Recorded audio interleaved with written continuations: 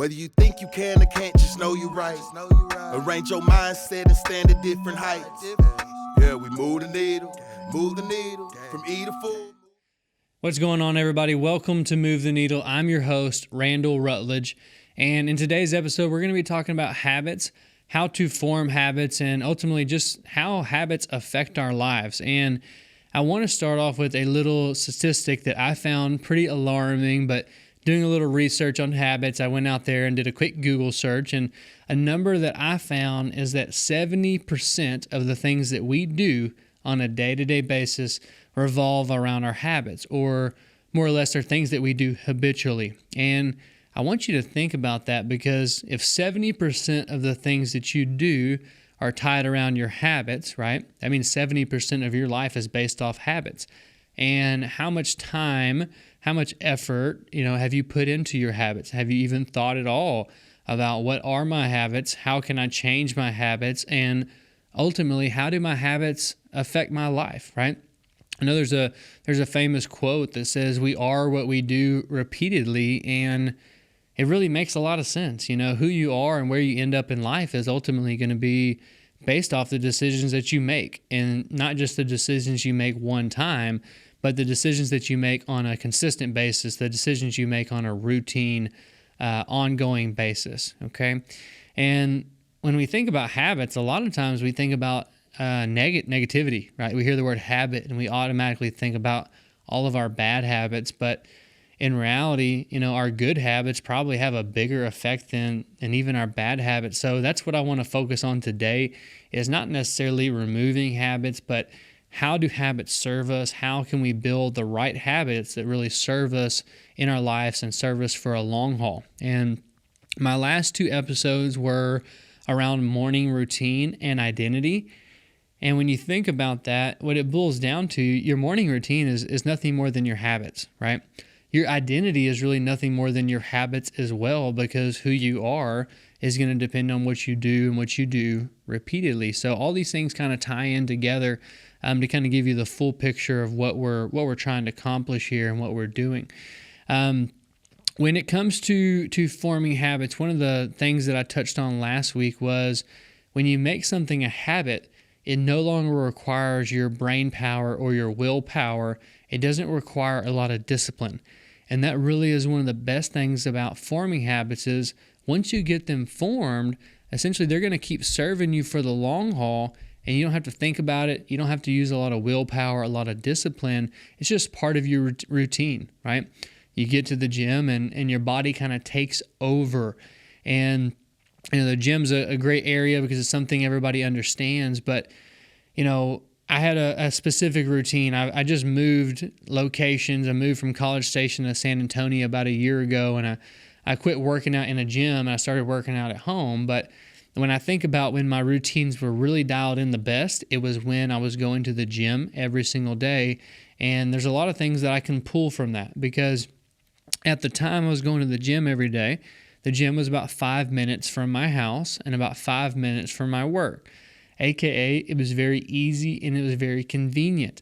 It wasn't hard for me to really establish that habit because it was convenient. I was able to go there on the way to work, on the way home from work. I didn't have to go far out of my way to go to the gym, which made it a lot easier to start this habit. And that's really when I started focusing on getting in better shape. I didn't focus on how hard are my routines, how hard are my workouts, how hard am I pushing myself. It was very simple. Did I show up to the gym today? If I showed up to the gym, I considered that a win. And I knew that eventually, if I just kept showing up to the gym, eventually I'd work out. Eventually I would start to take on the identity of a person that goes to the gym. And when you take on the identity of a person that goes to the gym, guess what? You start to work out. When you start to work out, you start to get those results. Those results reinforce that identity and strengthen that habit and really want to make me go back to the gym again and again and again. Another thing to think about is also your environment. So one of the things that I really pride myself on is having different environments for different things and different things that I'm trying to accomplish. So When I walk into the gym, my brain, my body, they know, okay, we're here to go to the gym, we're here to do work, right? And automatically my body would start to activate and put me in that mode, that workout mode.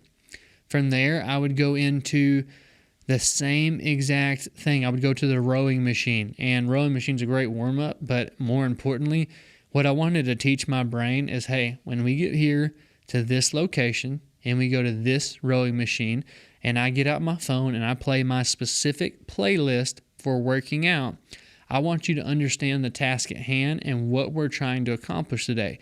And so these are little triggers or cues for my brain, where my brain knows when we go to Gold's Gym and we get on the rowing machine and we click play and we hear that first initial song, and that song is the same song every single time, right? It's the same exact song. I try to make it as consistent as humanly possible. That way my brain and my body knows, okay, it's workout time, right? Now, the reason I want to do that is because over time of doing this consistently, my brain starts to realize, okay, we're here to work out. And from there, I don't have to think a whole lot.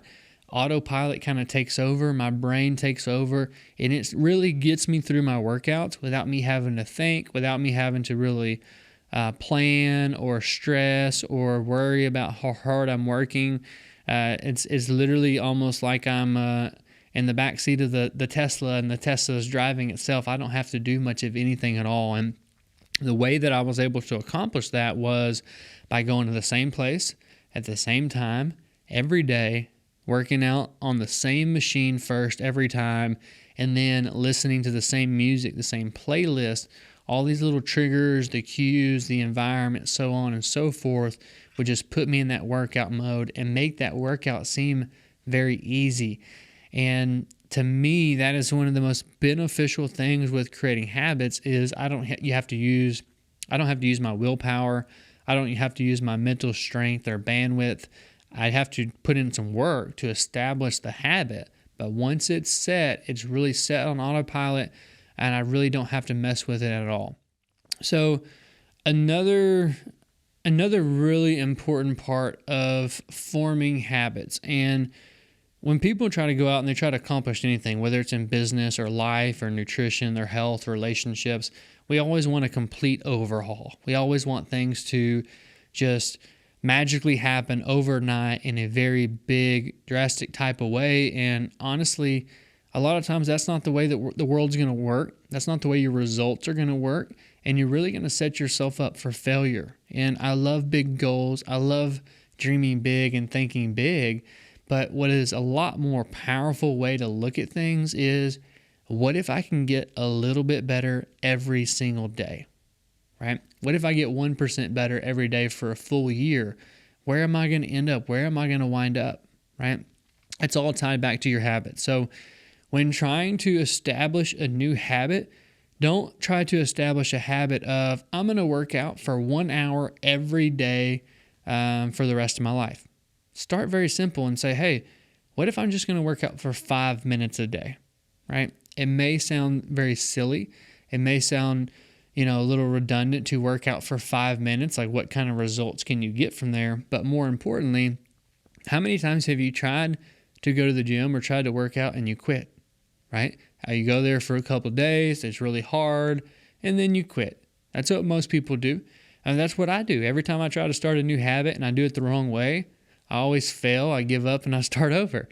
But if I start really small and I say, okay, I'm not going to try to build Rome in a day, I'm not going to try to conquer the world, what I am going to try to do is I'm going to try to create a habit of going for a walk every day, or going for a run every day, going to the gym every day, but I'm only going to do it for 5 minutes, 10 minutes.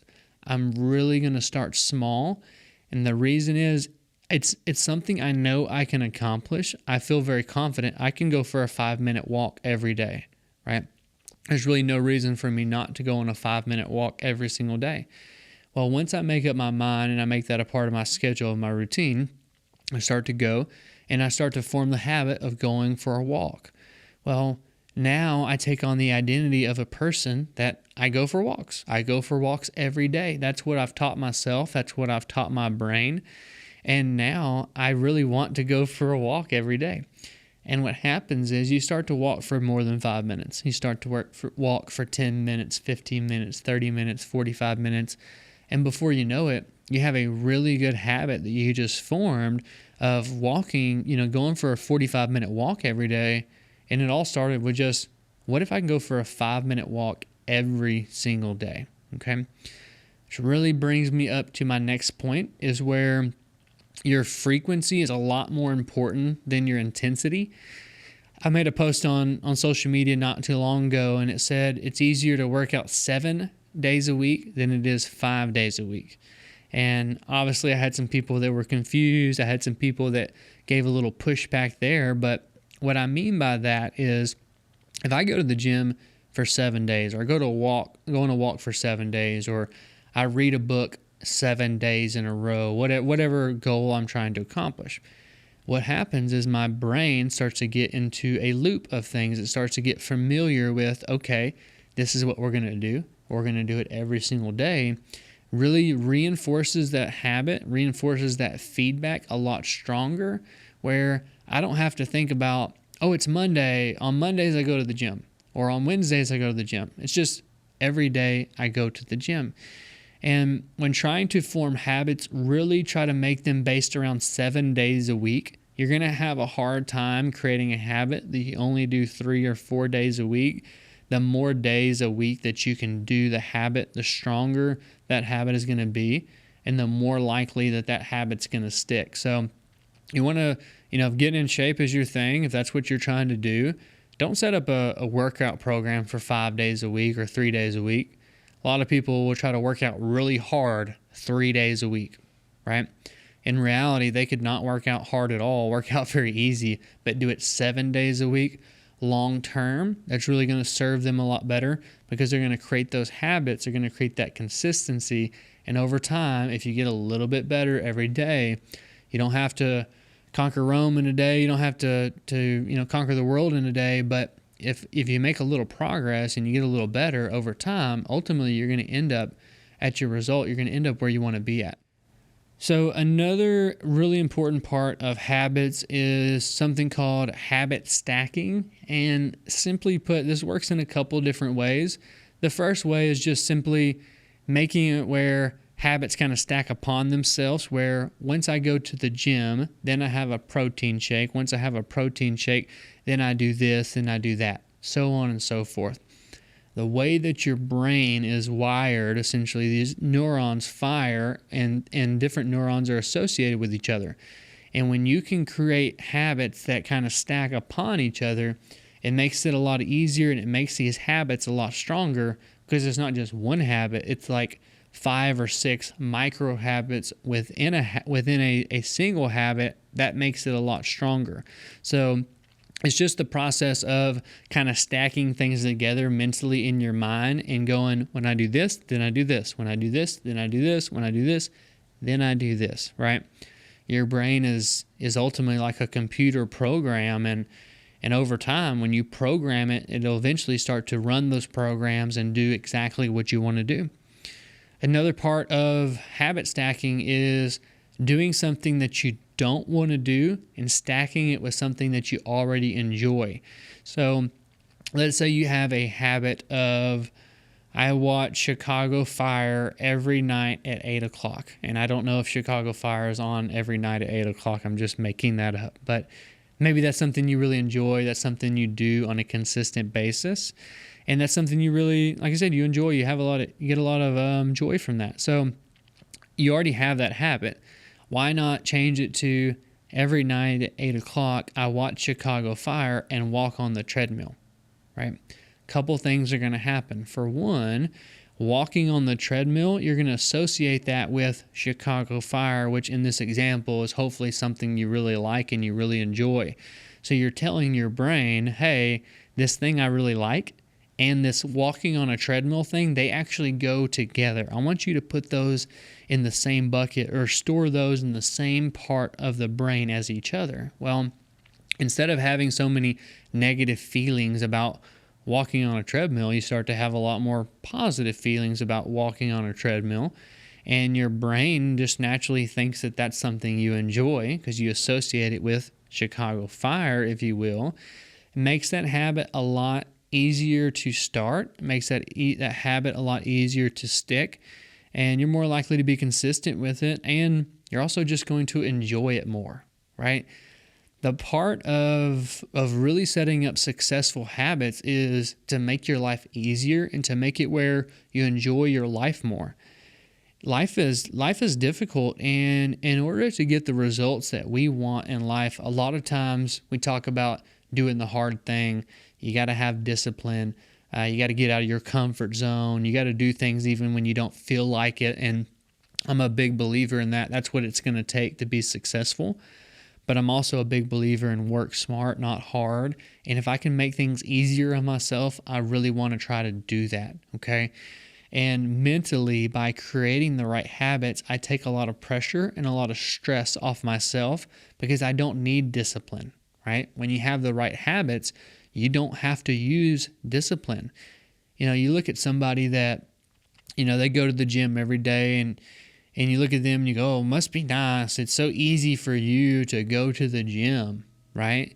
And you think it's nothing at all. But to me, it's very difficult and it's very hard. Well, I would say you're not right, but you are right. You're completely right. It is easy for them, okay? It's not easy because the workouts are easier. The reason why it's easy is because mentally they've conditioned themselves to, this is what I do, this is who I am, and this is something that I enjoy.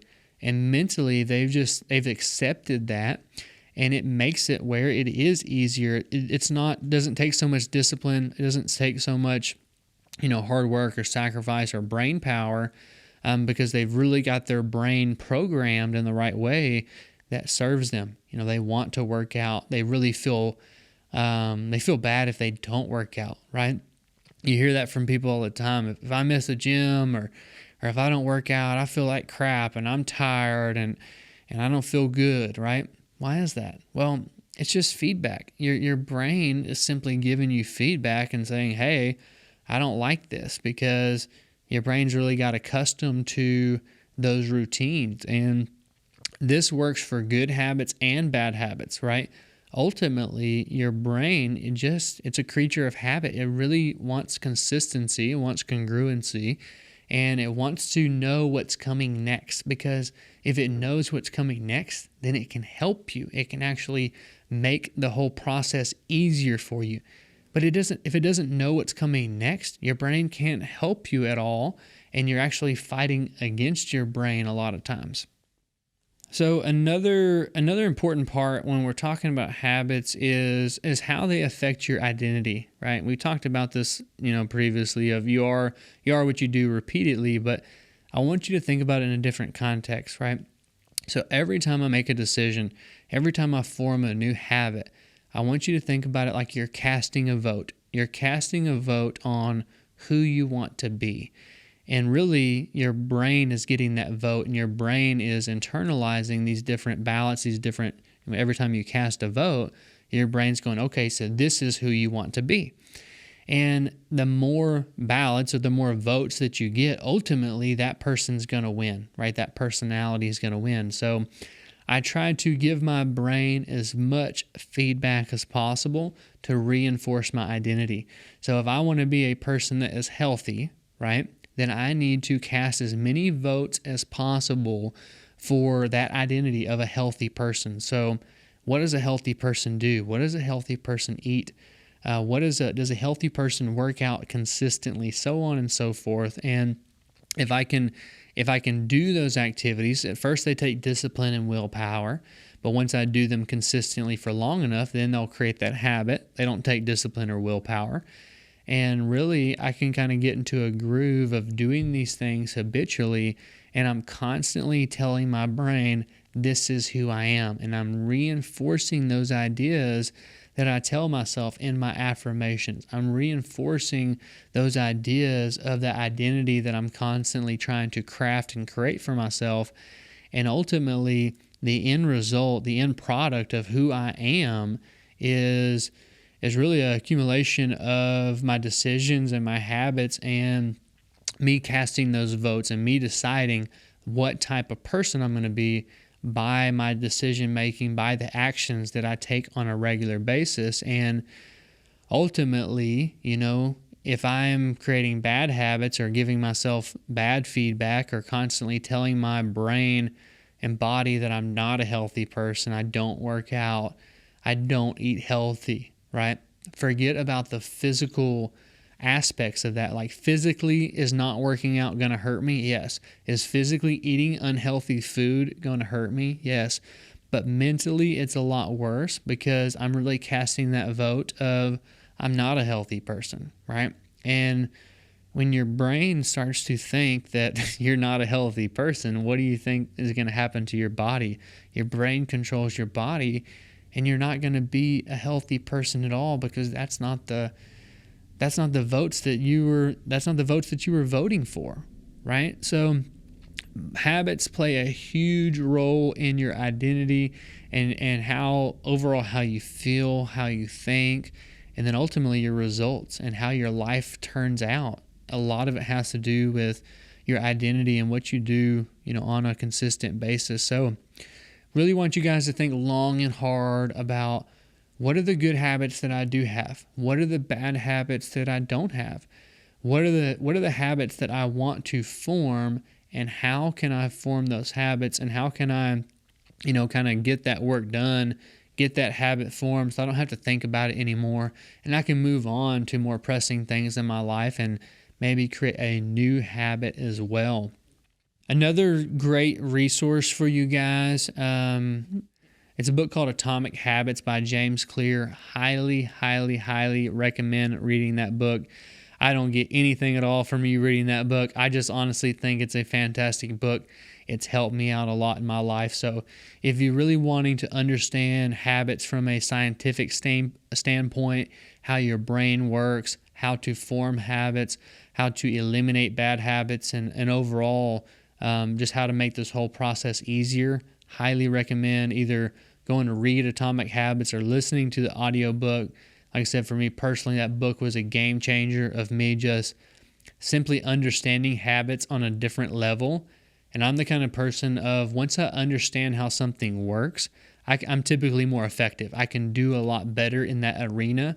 And once I just understand scientifically, just generally how that whole process works, I'm going to do better navigating that arena because I know what to do, right? So highly recommend doing some research on your own, doing a little bit of reading. Like I said, Atomic Habits is a fantastic book, a great place to start, where you can start to understand habits and you can start to kind of recreate your life, figure out, who do I want to be? Where do I want to end up in life? Now, what does that person do? What would that person do every single day? And then I'm going to create a routine or a schedule ultimately around what activities does that person do to get, to become that person. And I really have to dial in and focus really just for about a month. And some people say 14 days, 21 days, 30 days. I don't really know. I don't think days has to do with that whole process at all. I think it's more about repetition and frequency, okay? But ultimately, you're going to have to put in a little work right there in the beginning for that first 30, 40 days or so. And then once those habits are established, they can serve you for years and years and years and years. So it is 100% worth it to really take a deep dive into, what are my habits, what are my good ones, what are my bad ones, who is the person that I want to become, and what would they do on a day-to-day basis, and then structuring a schedule around that. And then it takes a little discipline, but you got to follow that for a little bit, let those habits sink in. If you're following a process like that's laid out in Atomic Habits, it will clearly explain to you how to form habits, how to make them a little bit easier to form, how your brain works. So don't just run out there and try to form a new habit without really understanding how habits work, how your brains work. Like I said, highly recommend you doing a little research in the area. That's something you're trying to do. Helped me out a ton personally, and I've been able to use that skill, because once you learn how to create habits, that's a skill that you can use in every arena in your life. And I've been able to create some fantastic habits in my life in many, many different areas. I use the same process, really the same framework every single time. And not going to lie to you, it is the exact framework that is in Atomic Habits. So I'm not even going to try to steal it or take credit from it. I'm just going to try to use it for myself. I've gotten so many benefits from that book and adopting those mindsets and those habits that I simply want to share them with you and hope that they can help you in your life. As always, if you got value from this podcast, we don't run any ads. We don't take any money from sponsors. All that we ask is that you simply share the show, share the video, share the audio, wherever you're watching or listening to this. I can almost guarantee you that there's somebody on your friends list, on your Instagram page that is struggling right now, trying to form new habits, and they just don't really know where to start. Maybe they need a little information. Maybe they need a little encouragement.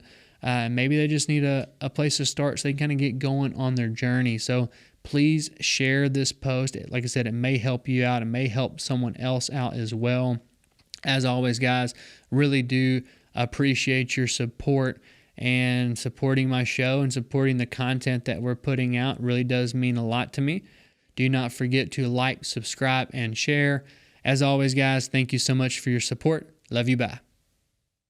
Yeah, we move the needle, from E to full, move the people, from move the needle, from E to full, move the people,